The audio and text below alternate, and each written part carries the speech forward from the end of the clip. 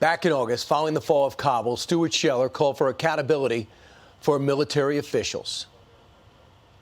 We have chairmen of Joint Chief who the commandant is a member of that, who's supposed to advise on military policy. And I'm not saying we've got to be in Afghanistan forever, but I am saying, did any of you throw your rank on the table and say, hey, it's a bad idea to evacuate Bagram Airfield, the strategic air base, before we evacuate everyone?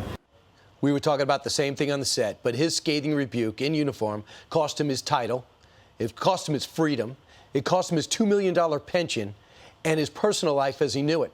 And now he's finally able to speak out after being discharged from the Marine Corps. Stuart Scheller joins us now. We talk to your parents so often, Colonel, during this, and they went to bat for you brilliantly, like we always would hope our parents would, and they did. Now it's time for you to speak out. You held on to that tape, thought about it, and released it. The second one, you didn't like some of the things you would have taken back in your second tape. First off, any regrets on the release of both those tapes? First of all, Brian, thanks for having me on the show. There's things that I would have done differently. There's statements that I might have gone back and tweaked because they took away from the content of what I was saying, but I wouldn't have changed anything. I mean, this is very personal for me. I believe in everything that I said, so I'm not apologetic. There's things I would have done it differently to be more effective. But ultimately, this is one of the most important conversations we can have right now, and I just didn't see anybody else having it. Not only are you a Marine, you got a master's in military science. You knew what happened in Vietnam, and they blamed it on the draft era, and it happened again. Commanders not being accountable. We failed again and embarrassed ourselves on the world stage. The president said, this is not going to be like Saigon. I believe it was worse. Is that your assessment? You know, there's a lot of similarities. Yeah, I think the president was trying to get people out, but, you know, a lot of my statements, if you go back and look in the media, they talk about Joe Biden, me criticizing Joe Biden. Quite honestly, in my statements, I never brought up Joe Biden. The closest I got to was saying I have a growing discontent and contempt for political leadership. The president, the way we hold the president accountable is through voting. My real target of this whole ordeal has been on the general officer level. So the general officers that advised the president should have advised better. The president, basically based on force restraints, said, no, here's the resources and restrictions that you're going to have. So the generals failed to advise on the appropriate plan. At that point, in my opinion, the general had an option to resign. The general chose not to resign. So when the general failed to advise an appropriate plan, and then the general refused to resign, at that point, he's responsible. He doesn't, after the fact, get to go back and say, well, no, I offered him other plans, and he told me this is what we were doing. Right. The military general's responsibility is to advise on military policy, and they can do that in an artful way. And just, you know, through and through, I feel like where we're failing at wars is at the operational and strategic level. And exactly like you said, Brian, the same thing happened in Vietnam. There was a lot of operational and strategic failures in Vietnam. And after Vietnam, all we did was blame it on the draft. We blamed it on, you know, drug use within the military and increasing the standards on the junior service member. And the same thing is happening with the GWAT generation. Right. And yeah, so for all those reasons, I felt the need to speak out. We should know this. People, we lost the war. Not you guys. You won every battle you were engaged in. For 17 years, you had an exemplary record. You missed the birth of your son. You weren't able to attend the funerals of all your grandparents. And all you wanted to do was fight for this country.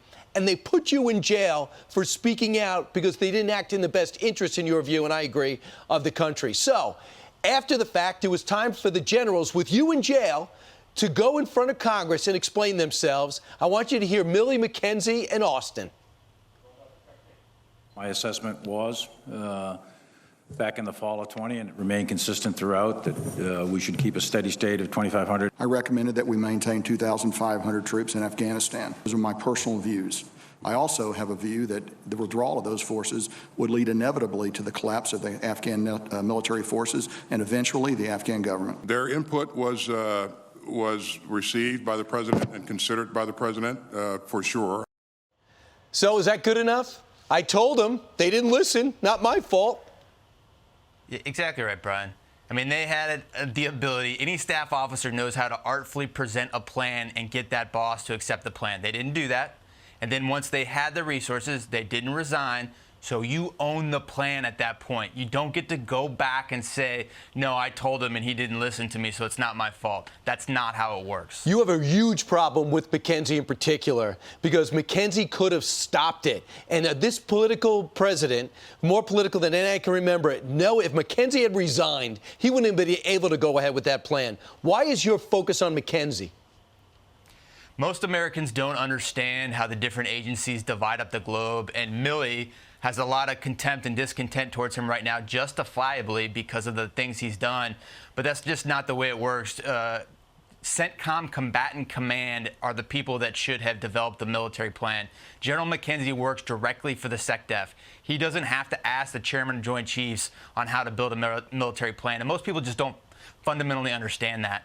So in terms of the Afghanistan withdrawal, General Milley is not even a player. It is General McKenzie to the Secretary of Defense, Lloyd Austin, to the President. And there is no one. I mean, General McKenzie was there from President Trump to President Biden. It was 100% his responsibility to have a better plan. When 13 guys die, some of which you know, and 169 are wounded, McKenzie's response is to kill 7 civilians. Of course, not intentionally.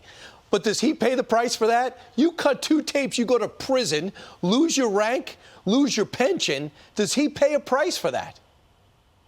You know, Brian, I was fired like before lunch the next day after the first video. No investigation. General McKenzie killed people, you know, civilians, women, children. They knew it. And then they said, let's let an investigation take place. Didn't fire him over that. I mean, just the difference between my situation and his, the hypocrisy perfectly illustrates the problems facing our military. And then after the investigation was complete, they came out and publicly said, yeah, it was a mistake. It was a bad mistake. But he's okay. We're gonna let him keep doing what he's doing. I mean, it just makes your head want to explode.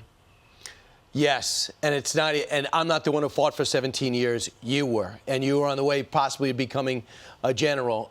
It's not going to happen now.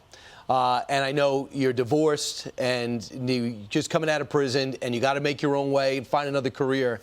So you've sacrificed a lot. We have left between $30 and $80 billion worth of hardware there, and thousands of people left behind, including Afghan commandos who have now pleaded for us to help them get out, that we spend billions, millions training. Do we have an obligation to get them out, the American people out, and should there be somebody accountable for the billions left behind? I mean, the answer to your last question is just emphatically yes. There should be some accountability. Will that happen? Well, I'm going to spend the rest of my life making sure that it does. Do we go back? That's a more complicated question. The best, you know, the way you do it is to not mess it up in the first place. So if you go back, now it starts getting more complicated. Are you putting more at risk by going back in? But, you know, I'm still upset about Benghazi, where there was 1 versus 1,000 and we didn't go in. America doesn't leave Americans behind. That's the bottom line. And so we have fallen into this trap of making these decisions that just go against the ethos, ethics, values of what America stands for. And so, you know, I'll leave it at that. If every colonel speaks out when they don't like what their commanders say, the military would have a problem. What do you say to critics who say, yeah, you're right, but you shouldn't have done it? I think if everyone believes my statements to be correct, but nobody is speaking out, I think the system might implode much faster than if we all spoke up, had an honest conversation, were able to fix some of these systemic problems facing the military. So I would submit, by them being obedient, cowardly, and not speaking out, they're actually damaging the system more than what I'm trying to do right now. Colonel, I'm sickened every day by the way we left, and I didn't sacrifice as much as you sacrificed, obviously. I'm so sorry all this stuff has happened to you. I'm so glad you said it, because we need scrutiny on the people in charge, because our international reputation's at stake, and we're paying the price right now in the Ukraine because Russia has got some beer muscles, as does China. Look out in Taiwan, all because of the weakness we're shown, and you showed the strength to speak out and sacrifice so much. So I appreciate your parents speaking out on your behalf and showing loyalty to us. It was great to see your family. I'm so sorry what's happened with you and your wife, but I'm so glad you're fighting on our side and going to continue to fight for America. Colonel, hope to have you back.